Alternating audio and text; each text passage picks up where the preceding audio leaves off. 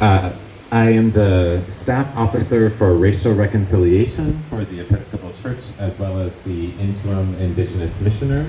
I work for our presiding bishop, Sean Rowe.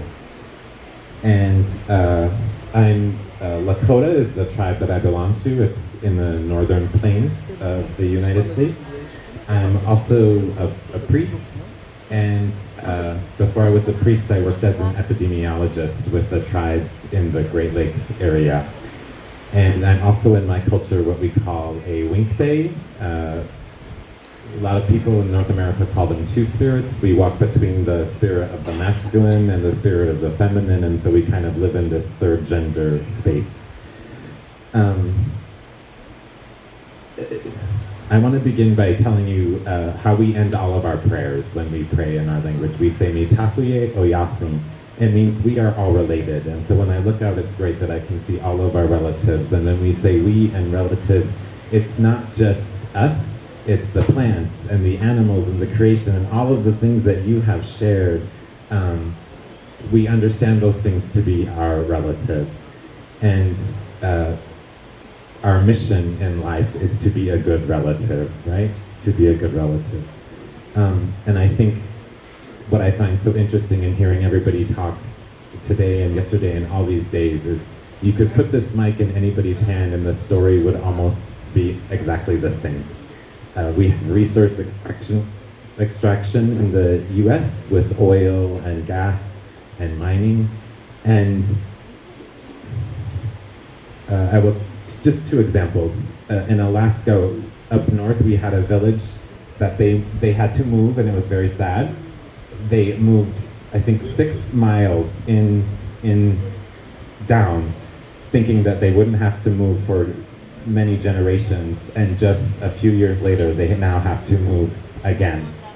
And it's interrupting all sorts of ways that they hunt and fish, and the timing of when certain things that they harvest come, they do certain things to do other things later, and it messes with that ability.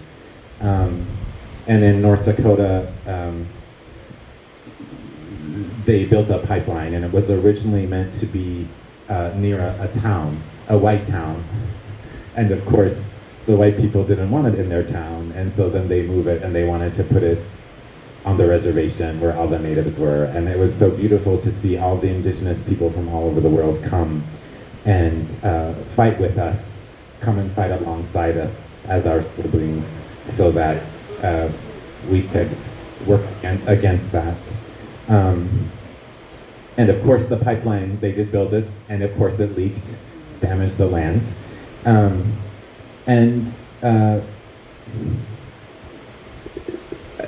I want to talk just a moment about the importance of food sovereignty. Many of our tribes are working to get their own farms, to have their own buffalo, their own sacred food that they grow, because many times we can't go out and harvest it just naturally anymore because that land is gone or desecrated. We lose many of our traditional medicines. And we have a law in the US where they have to do an environmental impact study before they can do some big project. The problem is they base all of those things on the white people.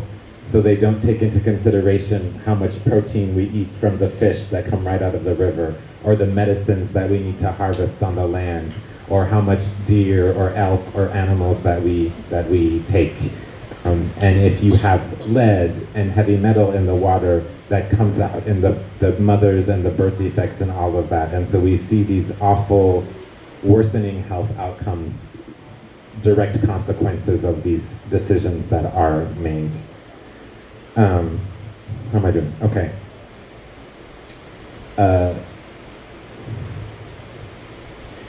I think that the church and the larger community have a lot to learn from Indigenous people, from our ways of life, from our sacred ways of knowing, from our theologies and how we think about the land and our relationship to it.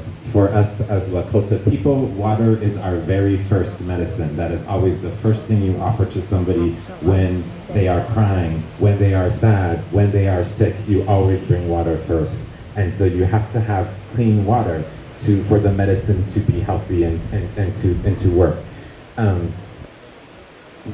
We also believe that relationships are healing medicine also, and so it's important that as we see these struggles that we work together. And sorry, I'm going to get just a little preachy, but maybe not too preachy, but a little preachy. We have to ask ourselves kind of what kind of ancestor do we want to be? What kind of ancestor will we be for our children and for our grandchildren? And when they come to us and ask us, what did you do to help this? What kind of answer will we give? I know that our very existence as Indigenous people are the answers to the prayers of our ancestors. The fact that we are here is the answer to their prayers.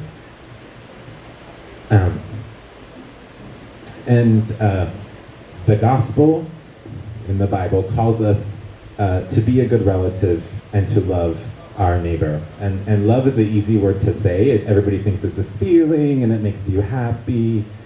In Lakota, our phrase for I love you is te chihila.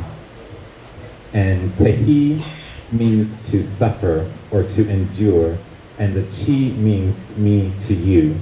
And the la at the end makes it endearing. So our phrase for I love you means I will suffer or I will endure for you because you are dear to me. And so if we are going to truly love our neighbor, what are we willing to suffer or endure through so that they can help, that they can live? And sometimes that means that we have to stop just being an ally. We have to stop just cheering you on from the side and saying, hey, oh, it's so good, you're doing such good work. And instead we have to risk our privilege and our power and get our feet wet and get in there and do that work. And that can be scary, especially for institutions like the church. And sometimes they get nervous when I speak. But when I got my job, I said I would have my job until my mouth got me fired. And so far it hasn't, but at some point it probably will. So lament can become action, and sometimes prayer can look like protest. Thank you so much for allowing me to speak to you.